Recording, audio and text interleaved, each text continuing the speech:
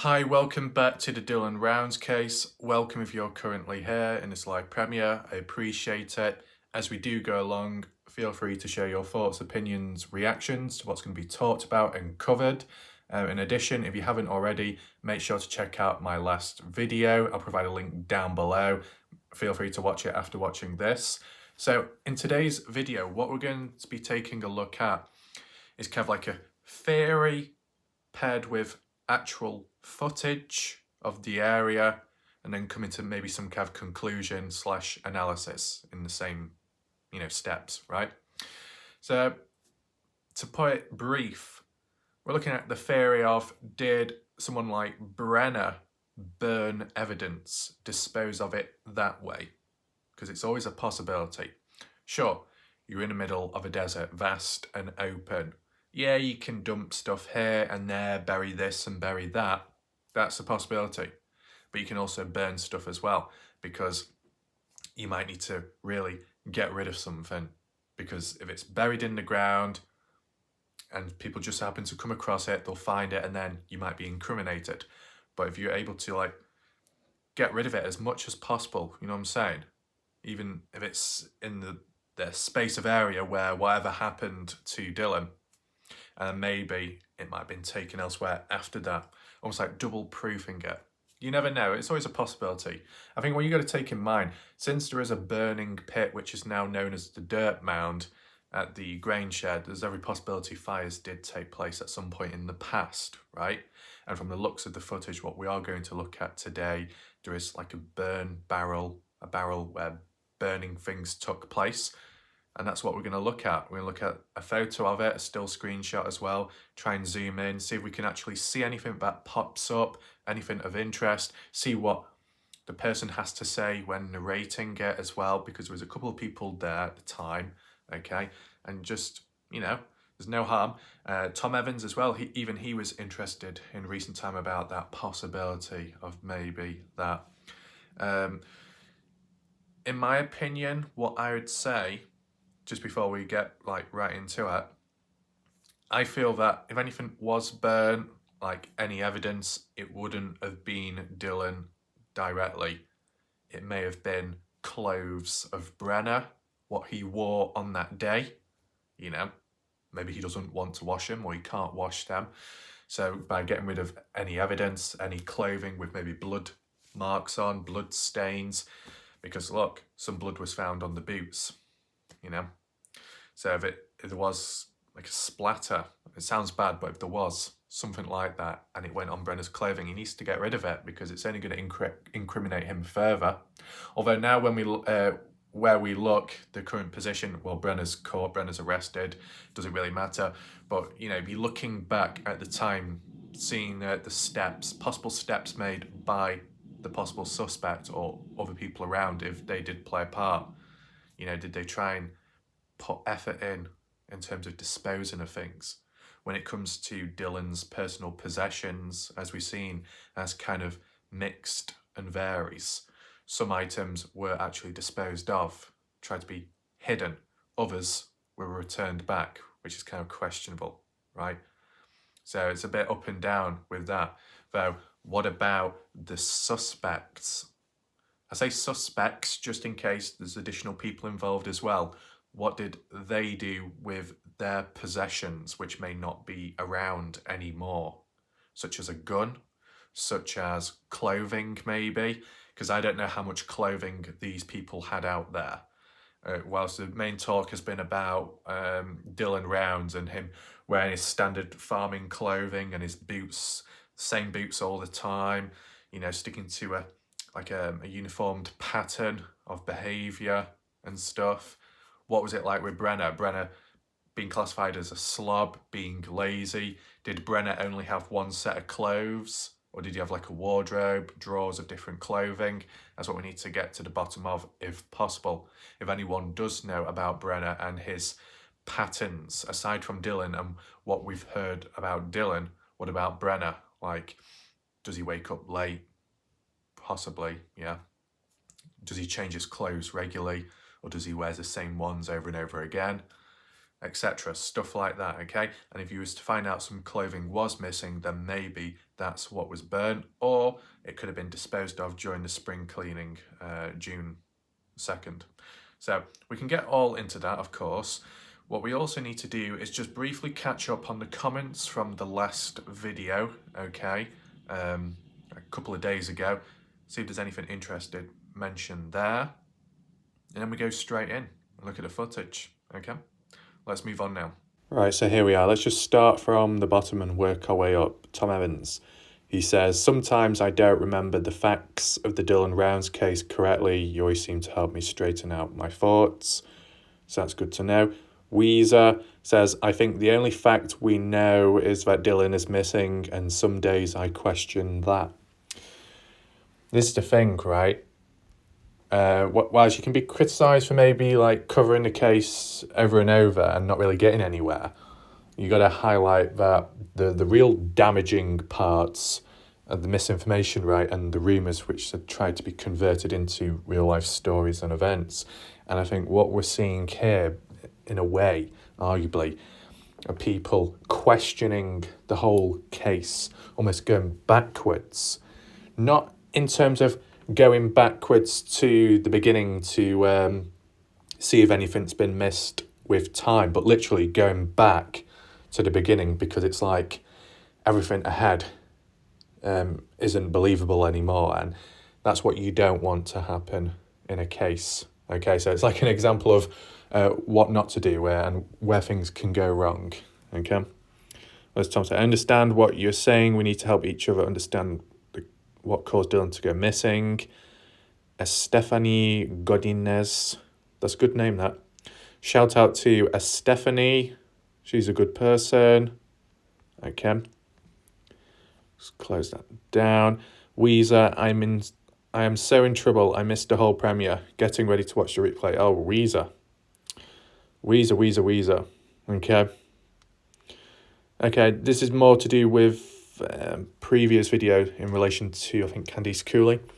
Cup of Colour. Sorry, it was the update video from, I believe, 11 days ago at the 9-minute 10-second mark. She talked about how the investigators think it's all better since he's found. It's got to be a slip-up. Supposedly in February they will reveal the information. Tom says, yes, I remember that, and I thought that I heard it wrong. Okay. What's this? Joe says, hi, I think they've just gotten more confirmation on evidence, in my opinion. I mean, I'm not going to play it now because you're copyright and stuff, but I watched that video originally and never picked up on it, right? You're not always going to pick up on everything, of course. Some people will hear it, other people won't. But when I listened back, I couldn't hear it because it turned out I was actually watching the wrong video. Good start. But then when I did actually watch the correct one and I listened back, I was thinking, depends how you interpret it, right? From my memory, at least, of how I interpreted it at that point, it was like Candice Cooley was giving a scenario if Dylan was found, that the investigators think it's all better, or whoever thinks it's all better now. Correct me if I'm wrong, because I'm just doing it from raw memory, but I think this still had something to do maybe with the press conference or a press release, that if the LE or whoever, the authorities, were to do one after Dylan's found, then the blow can be lessened, the resistance can be lowered. It's like you get in a press release, so be grateful. You get in a press conference and Dylan has been found. So whilst you can be angry at us that we're doing it too late, at least Dylan's been found. Isn't that all which matters, right? Maybe that's one way of interpreting it. I mean, maybe it's because I worded it better. No one questioned it. I don't know if it was before this or after, but I did a video where I was giving a scenario and it was to do with... What was it to do with? Oh, was it more to do with me saying like, oh, I'm in contact with Candice Cooley? And then I said, Well, I'm not, but I'm just wording it like that so people would believe it. I think I was just doing like some kind of comparison, like how you see some other channels, how they might get a phone call or they might read a text message, but they won't actually show it, and you're just supposed to believe in what they say, and it turns out it's probably not the truth. There is that. But I'm sure there was another event or another way I worded it on a previous video where I said, and just imagine if Dylan was found. I'm not sure if it was something to do with when people were accusing me of clickbait, the title, when I said, has Dylan Rounds been found? But I put a question mark right next to it. You know what I'm saying? It's not saying that it's confirmed, it was just a question. But I think, end of the day, time will tell, of course. And really, it could have just been situational language where you say, on the condition this happened, it could lead to that, right? So maybe on the condition Dylan was found, then there's no more tension or resistance anymore, and people are just happy that he's found. Maybe. You can leave your thoughts as well down below. Harry Thompson says, Dave didn't give it in cash. It was to be held until useful information came forward and was checked out and through the lawyers. Okay. Yeah, it could be the case. It seems like a reasonable, normal thing to do, right? And, Heavy D, his crew, how they go about stuff with business, etc., etc. I'm sure it's done in a formal way, of course. As for the money, because they said we were going to double it, right? The last time I saw a poster, it said $100,000 reward money. I've not seen a single poster that says $200,000. Okay? So there hasn't been an update there. So it looks like it is being held back for now. That's interesting. Okay? Because we have talked about reward money back and forth, but not about the updated reward money as it's presented on screen, because that's not happened, okay? I guess it's a smart thing to do. You can share your thoughts down below to what you think about it. Anything else? Oh yeah, this was the original person that talked about it, yeah. She comments, Dylan has been found. This is the interview being spoken of in the comments below. I realise what she is saying. I am placing it here so others can see it also. She is not saying Dylan has been found. She is stating it as what she feels others will do. Shout out to Heavenistic, because she's kind of worded it a little bit more clearer than what I said. Okay, so yes, it is situational. And just as a quick on-the-spot point, wow, my raw memory was somewhat on point then when I was referring back. I'm actually surprised by myself, I'll be honest. But yeah, what's this? Jason Lloyd, this interview in no way does she imply Dylan's been found. She's simply saying that all these wild accusations will be cleaned up, and further goes to say there's planned searches for spring on her calendar. I realise this, however, others were talking about it in other comments, so I found the interview to clear what she said. End of the day, it's just down to how you listen to it, right? I didn't pick up on it because I wasn't listening in or tuning in or internalizing it in that way, right? But other people that might be listening along, whether they hear it clearly or slightly misunderstand it or only hear the odd word, selective hearing, and they heard the word Dylan found, it's like, oh wow. It can happen. It's normal. All that's needed is just to simply clear it up shortly afterwards, and then there's no issue, right? Under control. Anything else? Smooth Fishing says, I think Brenner did it because if he didn't do it and knew someone that did and they were out walking free, I honestly think Brenner would be singing like a bird, telling on everyone that was involved, so he would make a deal and get a lesser charge for rattling on the others that did it. Yeah, you'd think there'd be a bit more vocal action. But then again, you can say that Brenner did try calling Don for whatever reason. It wasn't successful though. I guess previously before that, Brenner also did call Justin and grandparents. like kind of shifting the focus blame onto someone like Chase Venstra. So there's like an attempt made, but maybe more effort could have been done, right? I mean, like the early stages when Brenner was walking free, like before he got arrested, taken in. I mean, even the time when he got took in and then released the next day, he was technically walking free still, right? Brenner made no real attempt of helping to look for Dylan, but also Brenner didn't make much of an attempt of pointing the fingers back then. From the looks of it, at least, it was only once he was put in jail. So is there a reason for that? Why wasn't Brenner more vocal right at the beginning? Because really the only thing what we've heard was, oh, he doesn't like people being on the land and searching about. It annoys him. He wants people moved away. And that's what Search and Rescue did in the early days, having police as well. So really, there wasn't a strong fight. Maybe though, the reason why there wasn't a strong fight is because it's like, well, he's the one responsible, so what can he do? But that seems like giving up too easy. I mean, okay, he's got a past criminal history. I think the only thing you could do is look back and think, if you were able to, and question. With Brenner's past criminal history, all those crimes done back then, did he ever make an attempt to wiggle his way out? Did he ever shift the blame on anyone else?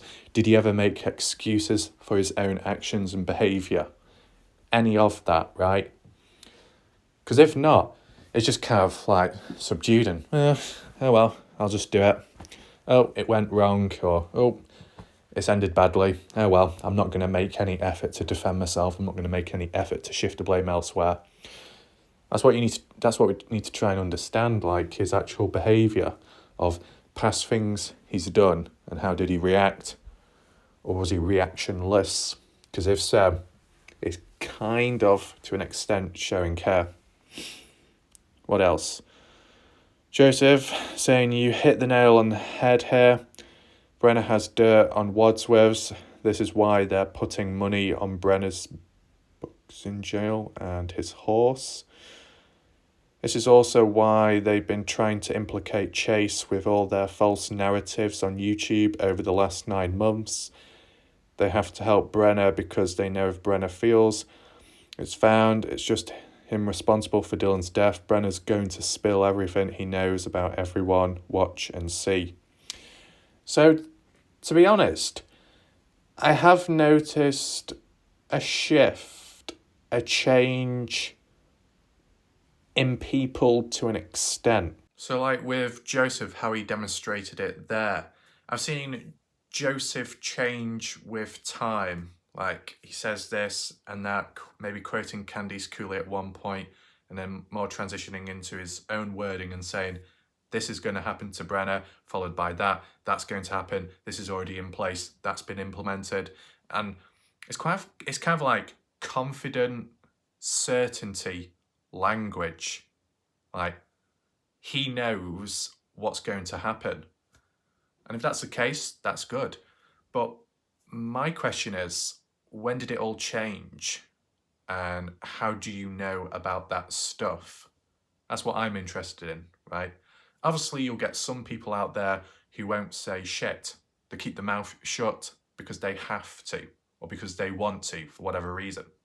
Then you get some other people that come on in this case, and they'll like fiddle around, dilly-dally, here and there, maybe act a little bit cryptic, throw in a few little words and lines, breadcrumbs, trickle it down, filter it.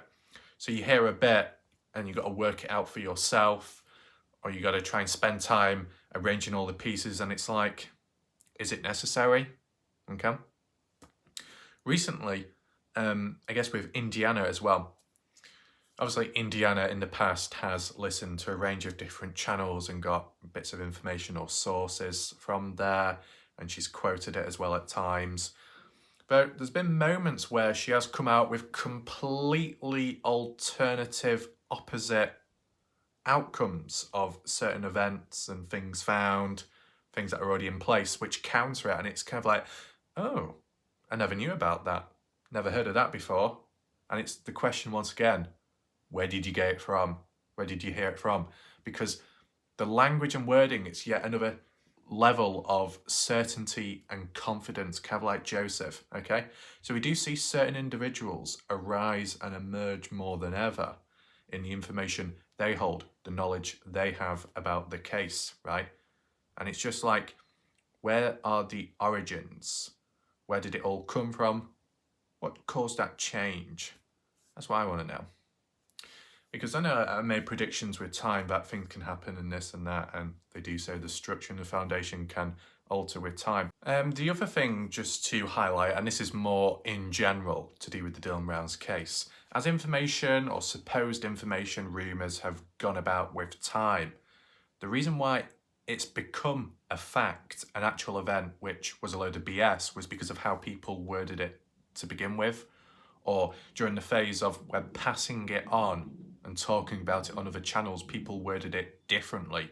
Instead of saying, this supposedly happened, or allegedly, or from how it's been worded in recent time, not for definite, not guaranteed, this happened, that happened. People are now using the language of, on this date, this event occurred. At this time, there was a fight. There was a fight, there was confrontation, there was an argument, there was evidence found, the gun's been returned, phone's been returned. You know, it's quite sharp, snappy language. And yet the original prototype that was used when talking about it in the first place was more uncertain language, not for definite. And yet the people that have passed it on with time have just used selective hearing and said, gun found, okay?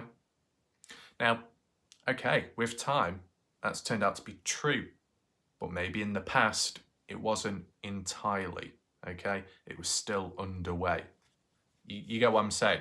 There's a time and place for language, of course, and there's also a time and place of when it actually happened in comparison to when it didn't happen or when it didn't exist, right? So whilst people can look back retrospectively and use the excuse of, yeah, but it was found in the end, so it doesn't really matter. It does, because at a point in time, there would have been a level of confusion.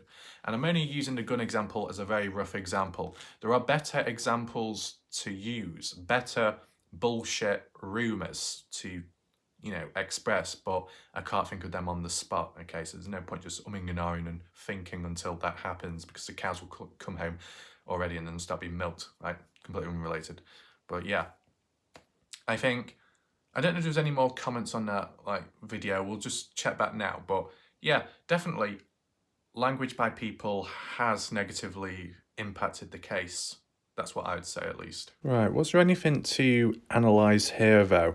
Brenner has dirt on Wadsworths. I mean, you know, Wadsworths have supposedly done dodgy things here and there. I don't know if it's directly aimed within the Dylan Brown's case or external things, other events in the past, right? I mean, okay, we've heard about Troy Scott getting arrested. Well, they served the time, they faced their punishment, so it can't be about that dirt, it must be about other dirt on them. This is why they're putting money on Brenner's books in jail. I've not heard of that before. And had his horse. Yeah, but the horse supposedly isn't alive now. This is also why they've been trying to implicate Chase with all their false narratives on YouTube over the last 9 months. I assume that's referring to the Wadsworths. They have to help Brenner because they know if Brenner feels it's found out, it's just him responsible, he's going to take everyone else down with him. Okay, I kind of understand that, yeah. But from what I know of, at least, I would say, like, in most recent time, there has been quite a lot of talk about this and that, which I've never heard of before, okay? But these people have, and it's like, oh, that's all of a sudden.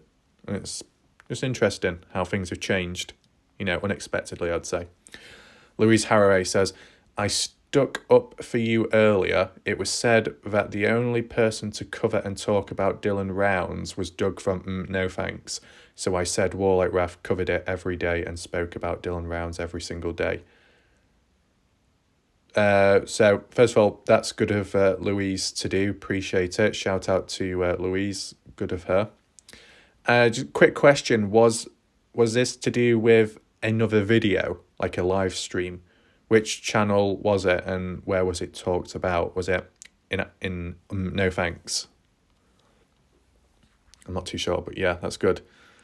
Smooth Fishing. Sorry, I never make the live streams. I'm never available at the time they're premiered. That's no problem. I don't know if he is from the US or not, but that's fine. Because at the end of the day, Smooth Fishing is a long-time viewer during the Kenny Veach case coverage. And obviously when I was doing the Kenny Veach videos, I virtually never uploaded them as a live premiere with a live chat. They were just uploaded as standard videos, and people would come and go and watch them whenever they'd like. So, you know, time zones, deadlines, schedules, it's shifted with time. Okay, so it makes sense to why it's the way it is. What else do you say? I've been around since started the investigation with KV, but I was never able to make the live chats. Just wrong time of the day for me. Maybe because of Australia, maybe. We've seen some Australians or New Zealand people with time coming into these cases, mysteries and stuff. They must be interested in it. Yeah. Anything else? I just watched the replay. Oh my God, what were Tom and Indiana smoking? So what, is this to do with in relation to the chat when I was confused as well? But I didn't think Tom said anything out of the ordinary, unless I missed something. Tom was kind of like as confused as I was with some of the points made by, I guess, Indiana. But then again, if Indiana knows a different source, heard an alternative, which could be the truth, then might as well listen to it. But looks like Joseph doesn't agree. Let's carry on reading. Candice never had control or access to any of Dylan's money from the account. Larry and Dylan were on his accounts. Larry and Dylan. Who's Dylan? Are you talking about Ellenberg's son, or did you spell that incorrectly? Let me know, Joseph, because there is a big difference there. Dylan paid everybody he owed. He never owed Kurt Wadsworth any money. Fact. He used his debit cards for everything and never had more than $80 in cash over the year prior. That was cleared up with ATM withdrawals. Prove it. For your information, there's no money buried or unaccounted for ever. Brenner's RV purchased by Dylan, by the way. Both Dylan and Brenner trailer impounded by LE. The remaining older storage RVs on the property were there prior and owned by others. I also think it's really interesting Kurt never had anything to say about Justin shooting out the tyres on Kurt Wadsworth's backhoe. A better question, why wouldn't Kurt have a problem with that? I mean, okay, so once again, it's coming out, we're saying this happened, that happened, this happened, that happened. The bits from what Joseph said here about like Dylan supposedly not owing anyone money, you know, no issues there. I heard about that by Candice Cooley in the past interviews, live streams, you know, I guess East Idaho News on Doug's channel. Okay, I listened to it and I thought, oh, okay, fair enough. Did I 100% internalise it and see it 100% as a solid fact? No, but for most part of it, I did acknowledge it and come to an understanding, okay? And the only reason why I don't 100% internalise it is because Candice Cooley has got the odd bit of information incorrect with time. And with things switching and changing, I don't want to lock down on a point, on a fact, just in case it gets unravelled with time. Okay, so that's how my mind works, right? And from what I remember now, last night in the chat, or it was the night before when the video was done, Indiana was saying that Dylan owed Kurt money, like $5,000 or something. But it's like, hasn't that already been cleared up? I mean, this might be the biggest issue, okay? And you can correct me if I'm wrong, but my prediction, it can't be a prediction because it's already happening, possibly. Right, so you know, like when Black Dove talked about looking back at past interviews, older ones, right? I guess some people have done that already, and maybe people are doing it now. Maybe Indiana is doing it as well. But like, if there's been updated videos since which have dispelled certain claims, debunked certain things, then looking back at the past, arguably to an extent, is pointless. Because whilst there may be newer videos in place which are clearing up loose ends, clearing up rumours and BS, if you go looking back to the beginning at what was originally said, the supposed BS and rumours, then you kind of unravelling all the progress done in recent time. It's like self-sabotaging the case, which isn't helpful. But I don't think people are aware of that in their minds at the time. What their motive, what their mindset is to look back at the beginning, to look back at the past which has not been combed over, maybe, and hear it from the original source. So whilst you might come along in recent time to hear the latest updates and talk, and it'll be saying, oh yeah, this was dispelled off, that was a load of rubbish, that never happened, Dylan didn't own money, you'd be like, what? Who said that in the first place? Who even came up with the claim that Dylan owed people money, that rumour? Then you'd look back and then hear about it and think, oh, okay, so it's from him. But anyway, it's already been cleared up now. So it doesn't seem to be the case here, though. It's like things have been talked about, maybe cleared up to an extent, updated, and then it's like people are going backwards now. Is there another motive? Is there another explanation behind it? Because it's starting to cause a little bit of clutter, confusion. It's getting a little bit dysfunctional and fragmented, which is unfortunate. Was there anything else here that went against stuff? Well, the bit where it said, I never had more than $80 in cash over the year prior. Well, where did you hear that from, Joseph? Because it's like you're being for certain and confident in what's been said here. Fact, fact, fact. Are you quoting Candice Cooley from the interviews you have watched? Because from what I remember, Candice Cooley said that Dylan, at best, over I think within a month, would withdraw $140. And that's it. A month. And if that wasn't the case, it'd be a year, but I'm sure I remember it as being a month. $140 out of the month. And that's once. And yet here it's saying $80 in cash over the year. It just doesn't seem to quite add up. Obviously, it's only small bits of info, supposed info, but, you know, when it starts building and building possible lies and confusion, it really doesn't help in the long term or for the other stuff. And that's probably one of the main catalyst behind why people are questioning the whole case to begin with. Yes, looking back, that's a positive. Looking back at the start, working things out. But then the negative is you might end up undoing everything of where you got to now, right? So whilst trying to use solutions to clear up problems, those solutions are causing additional problems at the same time. So it's like double fucking yourself. Okay, not literally, but you get what I'm saying. Anything else here? The RV purchased. Well, we'll leave that for now. That can still be open into discussion. The bit about where it says Kurt never had anything to say about Justin, yet Justin was shooting the tyres out on Kurt's backhoe. Joseph says that, but I've heard other claims that it was the police that let the tyre down, right? And I did see a video, and it might tie with the one what I show later in this video, about Kurt present at the backhoe complaining that his tools are not there because the FBI or police took it away, and he wasn't happy about that. So maybe they were also responsible for slashing the tyre, which some other people have claimed in my past video chats and stuff, right?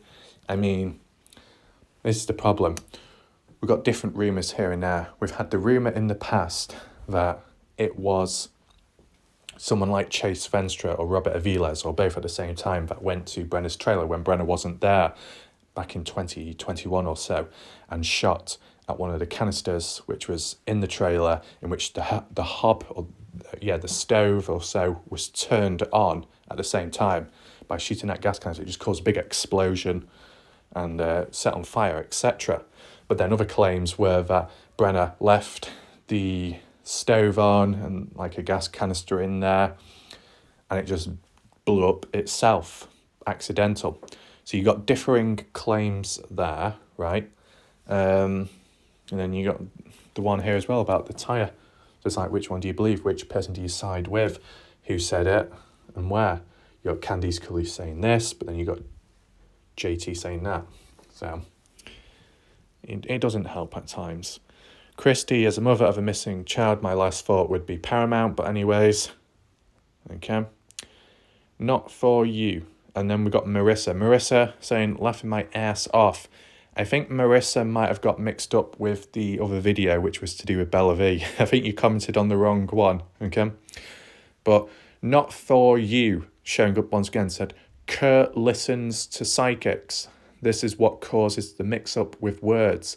He doesn't state that what he is referring to is from a psychic. Wadsworths have nothing to hide, as we didn't have any involvement. So this person is half talking in third person, whilst at the same time saying the word we. Basically associating themselves with the Wadsworths. And from what's been said in recent time by the likes of Weedleby, by a public comment made, that not for you is Kurt Wadsworth's daughter, Taylina. Do I know that for definite? No, but that's what others have said. But it would confirm that this person is somewhat involved within the Wadsworths family to say, we didn't have any involvement. We, a group, more than one, the Wadsworths, a couple of people in that family, so it makes sense, right? And I've not really heard Taylina before because I've not watched all those streams and interviews. I think people have said, you know, the way she talks or things she said, people don't agree with, whatever. I mean, blind observation, okay, it sounds rough, but this is just how it goes. This is how I work. Wouldn't be surprised, in a sense, because just from text and tone of language used in the past, not for you did have grievances with me, and there was a bit of a bitchy tone, okay? Well, just a little bit of resistance, a bit of bite, and it's like, calm down. That aside there's the comments for you. Let me know if anything mentioned there confused you, intrigued you, whatever. You can start another discussion off in the chat right now. Maybe things can be cleared up, etc., etc. Now, I think it's time we move on. So, how we're going to do this, okay? Well, first of all, if you just joined, if you're new, whatever, welcome. You know, right now we're in the process of looking into this theory about Brenner maybe burning evidence, disposing of something on site or maybe further afar. We've got some footage from Gloria Ellen, Gloria, hallelujah, okay? Utah Crime, True Crime or something, the channel. I did ask in the past, could I use the footage or clips of it? And she said yes. So that's just to say in advance. Finally got round to doing it now, okay? Because we put all the other videos aside. And yeah, we just look at the footage. I'll probably play the footage to you first. Then we'll get some still screenshots and I just analyse what I can see and just talk about it. What I also do have in mind is there's some additional footage from the video which looks at other things and talks about stuff. And I could also cover that as well. But I want those to be maybe a separate video or separate videos, because when I think about it, certain objects, even though it might be all within the same area or nearby, each object can tell a different story. And if we want that driven focus, we need to focus on one at a time. And if you think about it, There's certain methods and styles used in the Kenny Veach case. You could lock on one thing at a time, because that's just how it was when people were exploring out there. They found a tent and that's what they focused on, and then I looked at it deeper. They found a supposed cave, just one in that spot, so we focused on it deeper. Then they found an alternative thing nearby, so we focused on that, looked deeper. Then we looked down that canyon where there was weird noises, sounds, auditory, so we focused on that, right? It was one at a time, and I think that's probably where the flow was. What I will acknowledge on the spot right now, I would say, like, what do you call it? Classification system, categories, organization is nowhere near the level and extent as the Kenny Veach case, M Cave one, in comparison to the Dylan Rounds case. I'd say the Dylan Rounds case is a little bit muddled all over the place because people are still trying to make sense of all the stuff, right? With the Kenny Veach case, with limited material, you're focusing more on singular things, one at a time, right? So you're not flooded with all information. Whilst it may be boring, it may be strained and drained with time, there's a better flow as well, if you think about it. And if there's less people covering it, there's less noise and confusion. So there's so many factors that play a part, which didn't cause as much disruption to the Kenny Veach case. But equally, to balance it all out, there was moments where there was a load of BS by people, but it was like one-offs by these individuals just coming on in with one thing to say and then backing out, disappearing afterwards. There was quite a few of them, more degenerates, younger people, but just how it was. And we need to do a singular video of that to address it anyway, because I need to get into that too. But I guess just like with looking at singular videos and stuff, it's just not quite the same with the Dylan Rounds case. It's just more discussion based, right? Unless we can focus in on a singular piece. And I guess that's what we can do today. Whilst the first part was looking at the comment section of the previous video to answer anything or to dispel all that, the second part and focus of this video specifically is to do with this possible burn pit or burning barrel, if you want to call it that. And what I would say, just to give my opinion once more, because it's not all the time, whilst you haven't always got these clear, direct, hard-hitting, focused, concentrated videos, it also ties in line with the fact that I just don't have the same certainty as I may have done with certain parts within the Kenny Veach case, right? That's why it's still discussion. There'll be moments where I might be able to correct something or update some misinformation, but I just feel like I can't go quite hard as in this time. And that's just because if I do, I'll only end up making myself look like an idiot, because it could be misinformation or it could backfire down the line. That's the thing, you got to think ahead, and I don't think other people are at times, right? And that's why what happens, okay? Who do I listen to? Who gives me the most confidence? Who fills me with that when I'm listening to information? I'll give my opinion right now. I would say Candice Cooley.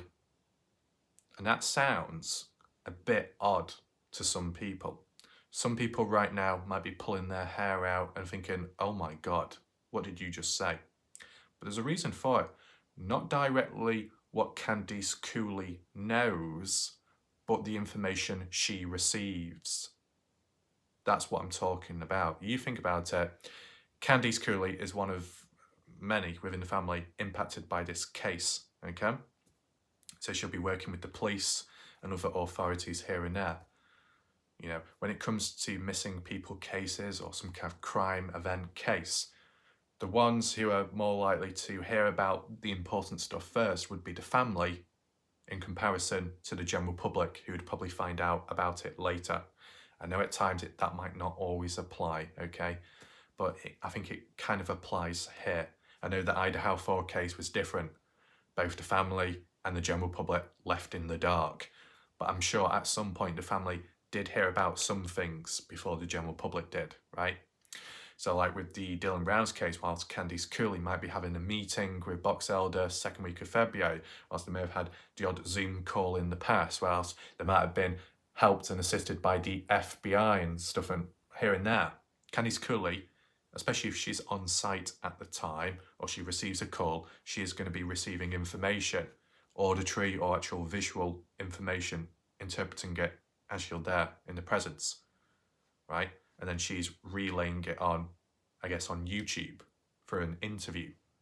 And when I have been confused, when something's not made sense, even when she's not made sense, when there has been a new update or a new interview, as I've described to you previously, that confusion has dispelled and gone, and it's like, a level of calmness, a level of clarity.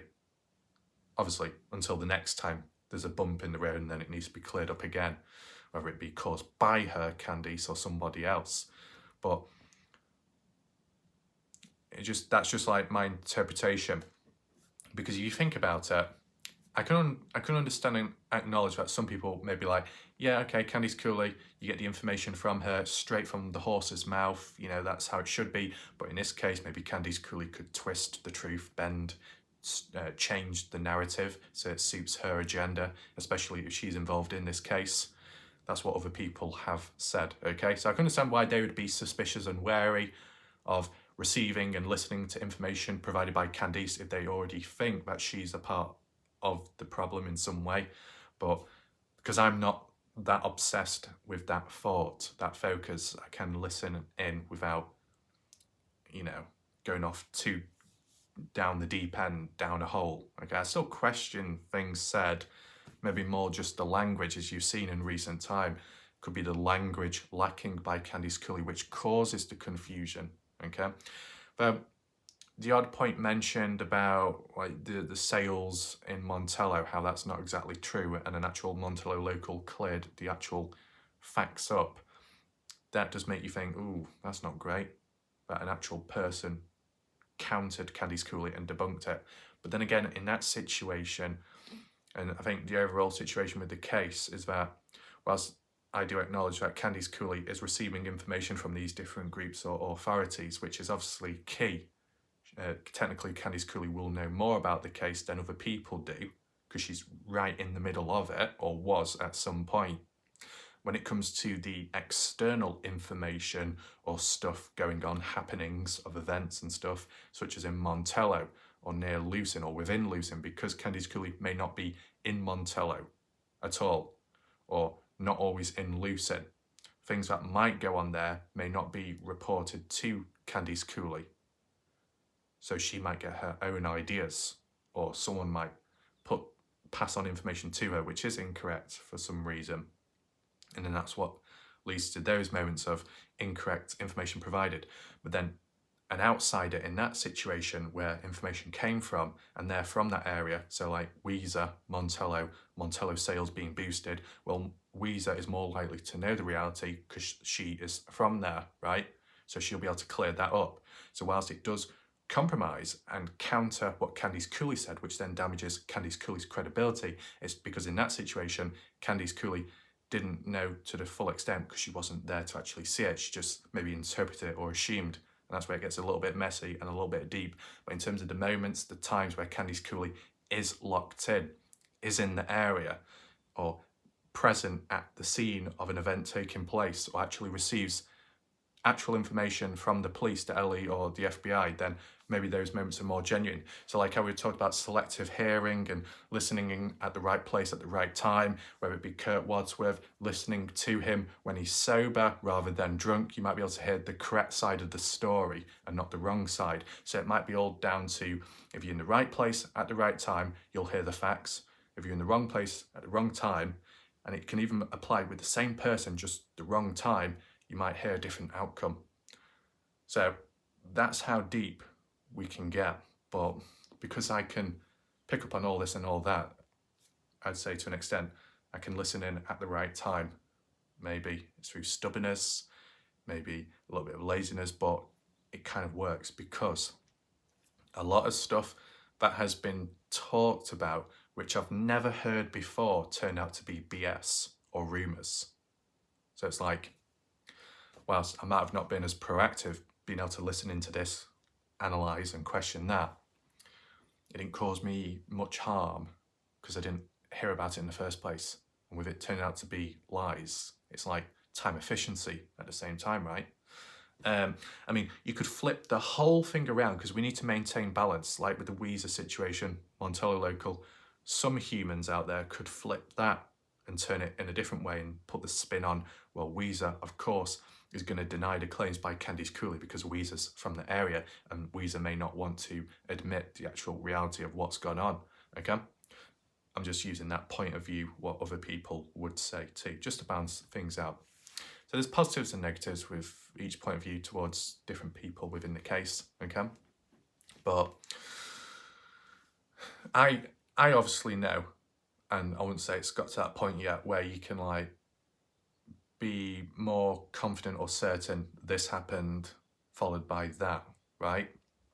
Then you can go in deeper, you can make the videos more harder hitting, but that's not quite the case. So there's more to do with the observational, questioning and discussion based videos and theory based ones, because yeah, the case has gone on for some time, sure, and there might have been progress, but there's still quite a bit of questioning and doubt. That's why you don't want to go too all in, because it only makes the problem worse. Because if, as we said, if it was maybe through Chinese whispers that caused, you know, certain events and certain moments to switch and change, and then it's led to people now looking back, walking back, progression, going backwards, that's not good, okay? I mean, what I would say at least is it's not completely detrimental, it's not complete disaster in a way, because on the outer surface, in the Dylan Rounds community, and from what general public know of, it probably seems like progression is going backwards, it's getting worse, it's getting confusing, it's becoming messy, but internally things are still moving forwards. And I think you can use it as a comparison or some kind of contrast to the Idaho 4 case. The Idaho 4 case, arguably, from how it's been worded by police and articles, was even worse when it came to confusion, theories, wild talk, all kinds of claims, conspiracies, the lot. And the police were urging general public to tone it down because it wasn't helping. But despite all that craziness, they still managed to get on with stuff and push forwards in the case, right? So within the Dylan Brown's case, where it's a bit crazy and there's a bit of confusion, it might not be to the same extreme as the Idaho 4 case. So progress can still be made internally as you go along, right? And it's just one of the things time will tell, right? So let's put all that aside right now. What we're doing right now is showing that footage by Gloria Glorindellen, who was present months ago at the grain shed, along with a few other guys, maybe a tour guide or something, Kurt Wadsworth and Salty Pancakes. They were all there at the time, months ago, quite a while, at the grain shed, looking around, all with the cameras, phones and stuff, I guess documenting. It looked more like a scavenged treasure hunt in a way. They didn't take anything from the looks of it, but the way they were all like zoning in, oh yeah. And it's like, does it really help? I don't know. It's good of them to document it, and even more good of them to, I guess, publish it on YouTube. But then again, does it cause any harm in the case? Maybe not. I don't think anything was touched from the looks of it. At least from Gloria's point of view, nothing was like took or manipulated or altered with, okay? So let me play you the bit of footage right now of where it was talked about, this like burning barrel of Brenner's. Looks like they tipped over the burn barrel. Yep, clear it.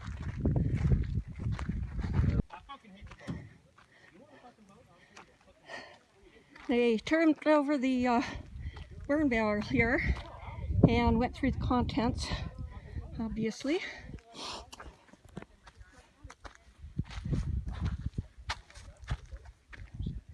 Here's the bottom. Okay, so you saw that little bit of footage, talk about, oh, it looks like it's been knocked over.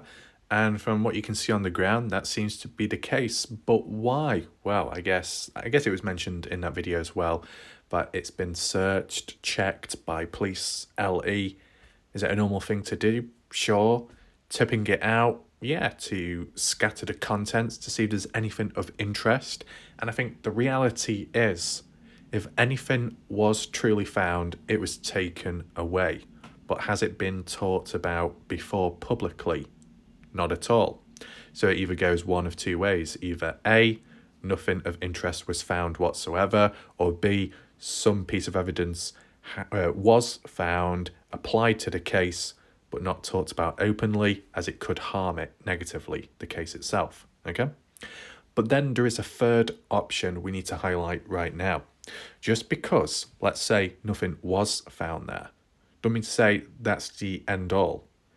Possibly something may have been burnt by Brenner, or if there was another suspect responsible, and then taken away in a garbage bag or some kind of container and dumped elsewhere. As I said, double proofing. You never know. Because when it comes to burning stuff, it leaves behind like a trace. I don't mean like the burn marks exactly, but like the ash, the dust, some of the remnants which haven't fully burned away. It can happen, right? It depends what you're burning and how big the flame is and the intensity, the heat of the fire. But there is some little bits behind, even just the ash. And do you want it just left there like an ash pile? I guess it depends. So you might scoop it up, or you might get some of the remaining contents which haven't fully burnt away, bag it up and take it elsewhere and dump it. Will it be found? Who knows? Maybe not. If Dylan's not been found, then I guess possible bags of rubbish hasn't been either. If you want to tie it with the spring cleaning or put it in comparison, those bags that were taken away by Brenner, maybe by Don as well, they were never found. So there's a lot of endless possibilities of additional evidence out there, or possessions of one of the suspects which has been disposed of too, right? It's worth taking it into mind. And as I said, you see on screen, there's a range of stuff that's dumped on the ground. Can we have a close-up of it? I'm sure we can. We will use the magnifying glass for the first time in a while. I might be wrong, but I'm sure the last time I used the magnifying glass was when we were looking at Jim Brenner's, also known as James Brenner's, burnt down trailer in Montello. You see a certain theme and pattern emerging, and we'll bring it up right now before I forget. If you think about it, when we looked at Brenner's burnt down trailer, away from the trailer there was that little pile of ash, like there was another fire going on, and there was like wire covering it, like on top. So it was as if there was a fire there as well, but not from the trailer, because it was away from it, and it looked like an individual burning pit, if you want to call it that. So did Brenner try burning something at a point in time post Dylan Round's disappearance, or not? If we're referring back to just the past and the ash remaining and not going, not being blown away, so it's a thick pile, and it's from back in 2021 or something, or 2020. At least what it provides is a certain level of behaviour by Brenner, that Brenner is known to burn things. Even if it's just burning junk, burning some trash, although it's like a normal thing to do, if that person is known for doing it, and they've also just so happened to be caught up in the disappearance of Dylan, and they also have a burning barrel on the land where Dylan was last seen and his phone ping, and there is like burning remnants and signs of a fire, you tie it in and think, oh, well, that is known and associated as a possible way of disposing of evidence, right? It might not be the way in this case, but it's a possible outcome, right?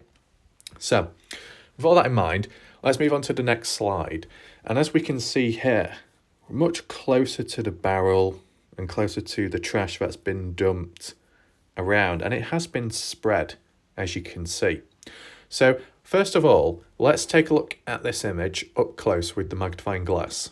So I've got the magnifying glass and we'll just drag it along. I don't know what exact zoom we should have it on, but I guess we'll see. Looks like we've got a little stone down there. Just a grain, the dirt itself. But I want to know what that circular thing is there. Does anyone know what that is? Try and zoom in. Trying to make it out. I'm not quite sure what that is. Some kind of small little cylinder, circular container. You know, what would it be for? It looks like it's got writing on the lid, but I can't quite read it. So does anyone know? It's not exactly like, it's not like a jar because it's very small and slim, if you want to call it that. It hasn't got much depth to it. Maybe like if you used to open it up and then it would like just have cream inside, or like it kind of looks like, well, the shape and size of it, kind of like if it was for gel for your hair or something. I don't think it would be gel, but it's like the sort of size you would get. So list your thoughts to what you think of that there, okay? We just drag it across. I mean, are we going to find anything completely interesting? I don't know. You never know. I mean, police have been there, but it depends how well they've searched, of course.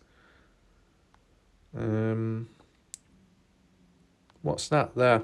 That circular thing. Is it just an imprint? Is it a hoof? Is it like a hoof mark or like a ring? Not a ring. Like some kind of metal.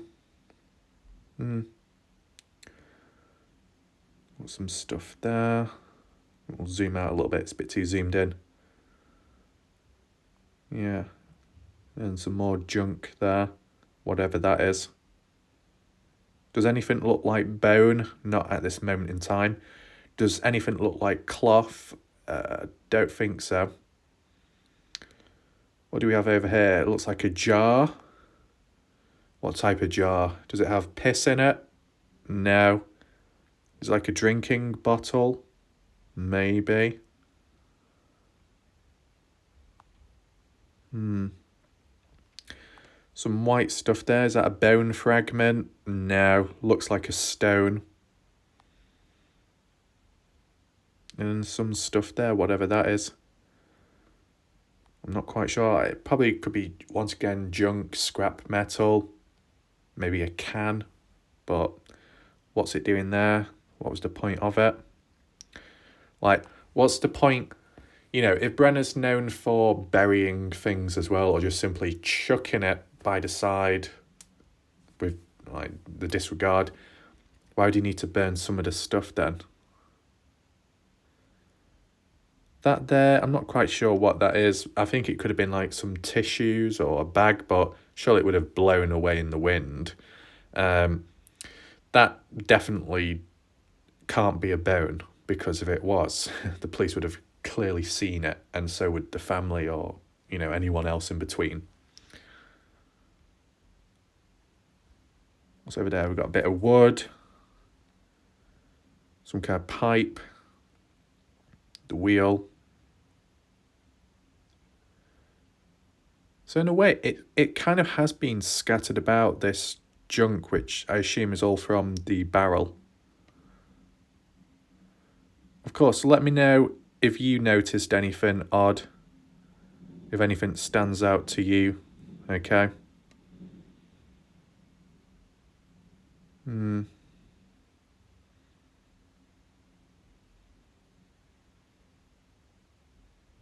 Okay. Let's move back to the previous photo of the other rubbish pit. Right, so let's start searching about. Zoom in here. We've got something there. I'm not quite sure what that is. Obviously, you've got the vegetation growing on the ground as well.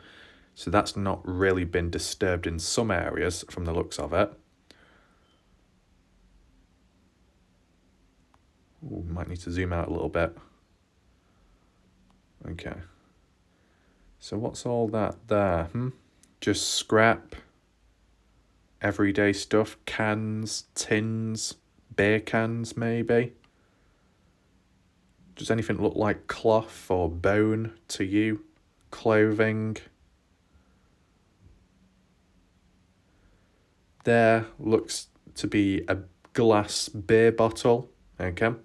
I mean, we know Brenner, you know, does drink can get drunk. So I guess it just reinforces that point, because there was quite a few cans found in the grain shed on the ground, right? Kind of half buried. I don't know, maybe the dirt covered some of it. And then it looks like there's some at the dirt mound as well, but that can be for a later video, because I want to give a close up look at it, give my analysis, okay? What do we have here? More cans from the looks of it, with them being circular. As you can see, some are completely black and burnt, and then others are still quite shiny. So that's interesting. Some black stuff there. I don't know if any of that is cloth or wood. Because of course you've got to take in mind starting the fire in the first place. You might need a little bit of wood, a bit of dry stuff, a bit of fuel, petrol or something, just to kick it going, depending on what you've got. Looks like stones or bits of metal. But then you've got some black stuff there which looks a bit different texture. More cans there. And then some more different textured stuff there. That, I don't know, it looks like the colour of that could be from the barrel itself. It depends if the barrel has disintegrated, because obviously you can have a burning barrel, but if there's heavy usage or it's just been around for a while, that's going to wear down itself. And with it being outside in the open, it's going to wear down. You got something there, I don't know what that is. Is that like another can? It looks more like a tube or something. Kind of green. It's weathered. And then some like more stuff there. Zoom out a little bit. I said once again, let me know if anything stands out to you. If you notice anything strange in this imagery as we go up and down. Okay.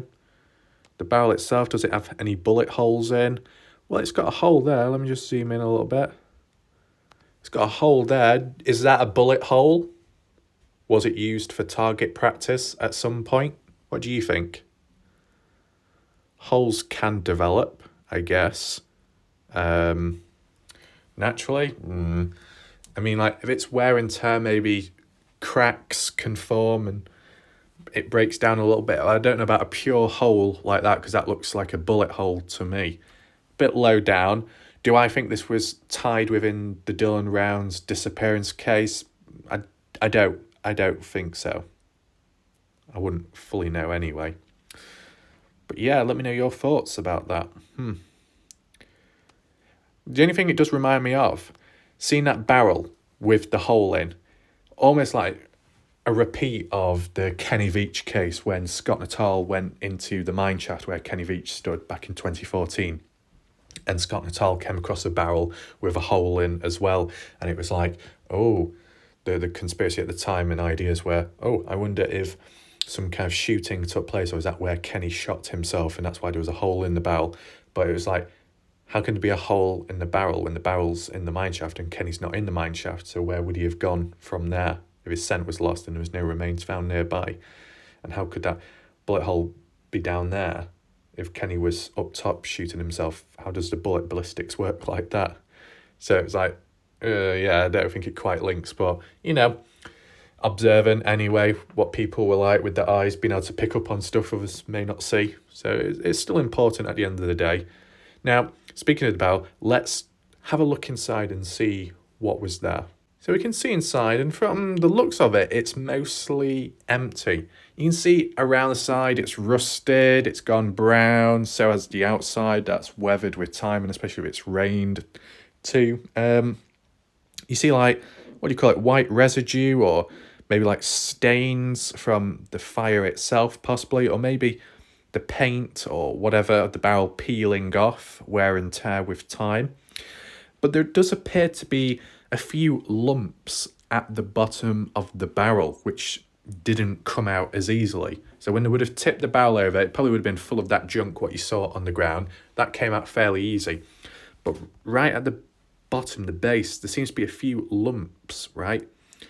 I can make out which looks to be maybe a can or some kind of canister on the left, like a tube. Then there's some like a black splodge there, whatever that is. And then there's like two more cylinder-shaped things on the right, one on top of the other. And then the rest maybe ash and stuff that's dried and almost like form a hard setting, fast setting maybe. And then some like, hold on, some like more white stuff there. So let me know if anything here to you stands out, anything that looks a bit odd, suspicious. I mean, if something very important was burnt here, but the ashes remained, would the police have been able to do some kind of like DNA or test it, or is that not possible, right? What's your thoughts on that? In addition, I feel that if anything was burnt here, if there was anything remaining or stuff that may have not burnt fully, such as like what we see here, could have been taken away, bagged and dumped elsewhere. And you could say, well, why not just bag all the stuff and then dump it? Maybe at the time the person wasn't thinking, the suspect thought, well, because I burn stuff on a regular basis and because I've done it in the past, then that's my go-to plan. Does the job? Maybe. Begins to do it, realises, oh, it's not good enough, it's not working. Oh, it didn't burn all this stuff. Oh, shit. And then just decides to panic, bag it, and then go off elsewhere, maybe. You see what I'm saying? It's not always a professional job. And I think in this case with Dylan Rounds, although they've not been able to find Dylan yet, it still wasn't quite a professional job considering that the supposed main suspect has been, arrested and has been apprehended and put into jail for now, Webber County Jail. So, yeah, it's a matter of, we'll see what happens next, but whilst looking ahead, you can also just look around in between to see if anything has been missed. So like people that have documented the area, such as Gloria, such as Pancakes, you can look at the footage and see, does anything stand out to you? Is there anything of interest? Stuff you may have not seen before, okay? So yeah, make sure to let me know if you notice anything. As you can see, there was a few people visiting at the time. We've got the old photo, or older photo. So the one on the right, SP Salty Pancakes, which was like 4, 5, 6 months ago now. The JR one just in Round on the left, which was a little bit more recent than Pancakes again. I'm just double checking just in case I've missed anything, but what you see is what you see, right? I mean, that there, from that angle, compared to the previous angle, that does look more chunky and it looks like it's stuck up or resting on its side. It's not flat down. So what the hell was that? A big chunk of scrap metal or something else? What do you think? What are your thoughts? As I said, throughout this video, but also this main part, this burning barrel and the remnants that are left on the ground, leave your thoughts down below in the comment section if you know what this stuff is. Because, yeah, it looks like there's the odd bottle and cans, but what about some of the other things that stand out? Like that there, in the middle of the screen. That white thing there looks more like polythene or some kind of plastic, some kind of bag. So, nothing too dodgy there. Another bottle or can behind it. And then behind that, like cloth, is it? I don't know. It's kind of hard to tell, The ground looks a bit patchy, doesn't it? I don't know where the actual focal point of where the barrel stood, where all the ash and burn marks collected underneath, because you can't quite see. It's just been spread out. So I don't know the exact designated slot of the barrel, unless the barrel was moved. Because look at the barrel. You look underneath, it doesn't look like there's been any action, right? The ground doesn't look scorched. You got the vegetation growing nearby or regrowing. Doesn't look too patchy. Maybe it's no. Then you got the vegetation growing here, so it must be I don't know. There's no like real designated mark of where the barrel stood when it was used at the time. There's a dent in it on the side as well as that supposed bullet hole. Yeah, interesting. So I think that wraps up that for now. Hopefully you found this video of some interest. It helped you in some way. If there is any confusion, list it down below, whether it be a question or an observation of your own, and then maybe it can be answered afterwards, or maybe the chat already did so throughout this video. I guess time will tell. The style and format, despite being a little bit longer than maybe what it should be, I mean, it's under control.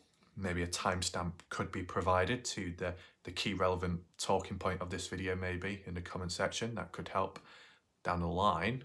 But, you know, the title of the video is relevant to what's been talked about, of course. A little warm-up intro, because I know not everyone joins at the same time, right? You want as many people watching, discussing the key focus, which hopefully was done tonight. And of course, there is still time to take a look at other objects and areas, like on the land, the area. We will do so and we'll focus in, okay? Unless there's some kind of new update that comes along which dispels everything or clears everything up, I guess we'll just see. But I'll try and get another video out tomorrow, or if not, the day after, okay? So yeah, leave any other comments down below, and yeah, thanks for watching. I'll see you next time. Goodbye and good night for now.